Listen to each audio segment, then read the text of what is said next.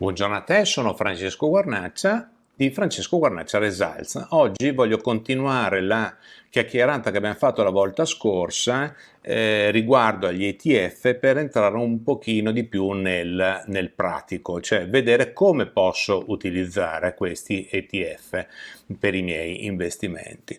Quindi la prima cosa da farsi è di aprire un conto titoli e ti rimando al video che ho realizzato su come si può aprire un conto titoli per chiarirti le idee.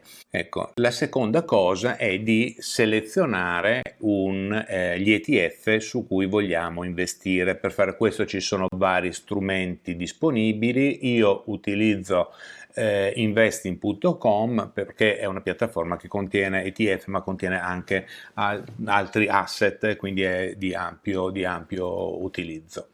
E c'è anche una piattaforma che è Just ETF che contiene tutti gli ETF che sono scambiati nel mercato europeo, quindi non contiene quelli scambiati in America. Ecco, adesso ti faccio vedere come utilizzo normalmente investing.com per selezionare un ETF. Come ti dicevo, mi sono creato un profilo personale in modo tale che le cose che salvo all'interno del sito mi rimangono anche per un secondo tempo. Ho selezionato la lingua italiana in modo tale che andiamo a vedere più specificamente gli ETF che sono presenti sul mercato italiano. Allora, per andare a vedere gli ETF disponibili, andiamo su mercati e andiamo a selezionare ETF. A questo punto possiamo dire, selezioniamo ancora gli ETF Italia, ok? Ci si apre quindi questa schermata dove possiamo andare a fare una selezione ancora maggiore. Andremo a selezionare i paesi di quotazione che è il paese Italia, gli emittenti per il momento mettiamo tutto, il tipo di investimento, in che cosa? Vogliamo utilizzare le azioni. Le azioni perché sono quelle che danno i rendimenti maggiori. Allora, l'ETF sottostante. Andiamo a vedere per il momento ETF che sono italiani, no? Che hanno sottostante azioni italiane. Diamo ricerca. E qui abbiamo tutti gli ETF che sono disponibili. Andiamo a vedere per esempio un ETF che abbia un sottostante il FTSE MIB, cioè il MIB 40. Scegliamo per esempio iShare, eccolo qui. Quindi ci si apre la pagina dell'ETF dove possiamo avere tutte le informazioni principali. Qui vediamo la prima schermata, qui in alto a destra vediamo appunto che è un ETF, il mercato è l'Italia, l'emittente è iShares, l'ISIN è il codice che dobbiamo utilizzare poi quando andremo a comprare o vendere nel nostro conto personale, ok? Il sottostante è il FTSE MIB, quindi sono le 40 maggiori aziende italiane. Poi abbiamo parecchie altre opzioni, possiamo vedere i grafici in tempo reale, direi che non vado in profondità di queste cose. Ok, andiamo a vedere adesso fare un'altra ricerca. Andiamo a vedere sempre gli ETF, però andiamo a vedere la zona Europa. Qui dentro per esempio abbiamo un altro ETF che possiamo avere ETF che hanno come sottostanti per esempio lo Standard Poor's 500. La cosa che vi consiglio di fare è di scegliere ETF che simulino esattamente l'indice. Ci sono ETF che vengono qui presentati, per esempio questo, che sono degli ETF più sofisticati, che utilizzano anche il cosiddetto margin. Queste ETF non li andiamo ad utilizzare, sono solamente ETF per trader e sappiamo che i trader retail come siamo noi nel 90% dei casi perdono soldi. Quindi andiamo a vedere lo Stoxx 50, eccolo qua.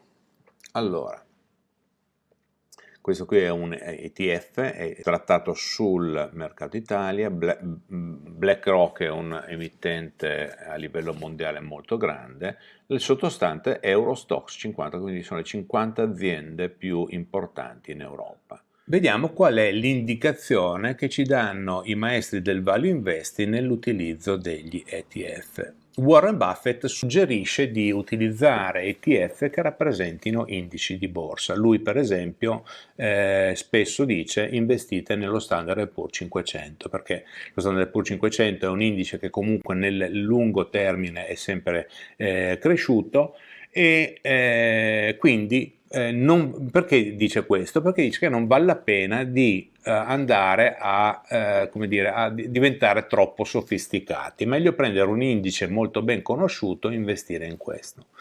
Ovviamente questo mi sembra un suggerimento molto, molto intelligente e molto anche pratico, e però ciò non toglie che se tu lavori per esempio in un determinato settore di cui conosci bene il mercato e ci sia un indice di borsa che rappresenti le aziende di quel settore, questo indice, questo ETF sia più indicato per te. Quindi c'è una possibilità anche ovviamente di adattarsi alle esigenze di ciascuno. Quindi teniamo in presente anche un altro fattore per scegliere l'ETF: scegliamo ETF che abbiano una capitalizzazione ampia, grande.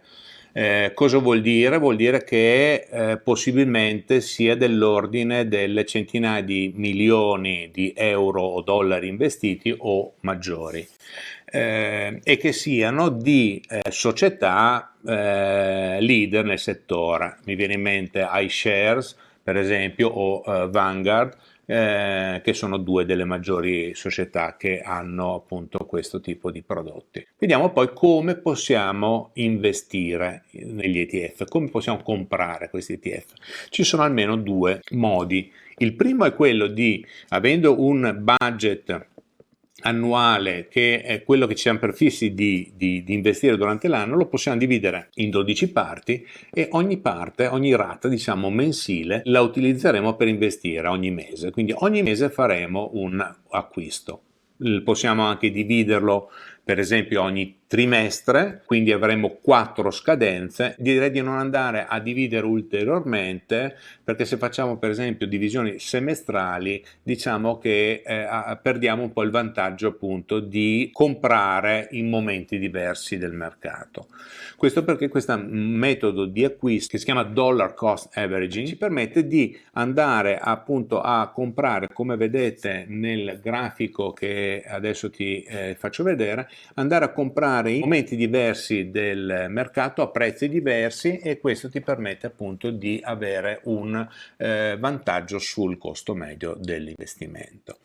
L'altro vantaggio di questo metodo è che ti permette di non interessarti al cosa succede sul mercato. Tu semplicemente ogni mese compri la tua quota e vai avanti in questa maniera.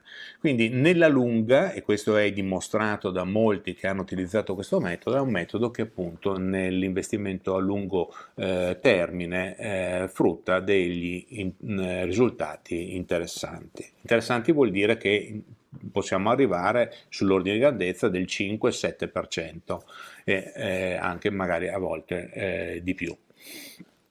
Il secondo metodo è quello di andare a comprare in momenti specifici, cioè supponiamo che l'indice, ogni indice comunque ha dei momenti durante l'anno in cui cala e supponiamo di andare a acquistare proprio in quei momenti. È ovvio che facendo una cosa di questo tipo riesco a ottimizzare ancora di più il mio investimento. È però un metodo decisamente rischioso. Perché? Perché è molto difficile andare a capire esattamente quando sono questi momenti di minimo per acquistare, di massimo per vendere, ed è possibile e probabile che faremo degli errori e che questi errori ci costeranno. Inoltre, per fare questo è necessario avere delle conoscenze che sono almeno delle conoscenze di base di analisi tecnica, che ci permette di aumentare le probabilità di riuscire a indovinare il momento più corretto per entrare. Io sinceramente prediligo il primo modo, cioè quello dell'acquisto periodico e costante, perché è quello che alla lunga è il più affidabile e che alla lunga ci dà i risultati appunto più solidi e più sicuri. Ecco, io spero che questo breve ciclo sugli ETF ti sia stato utile, aspetto i tuoi commenti, le tue considerazioni e ci vediamo alla prossima occasione.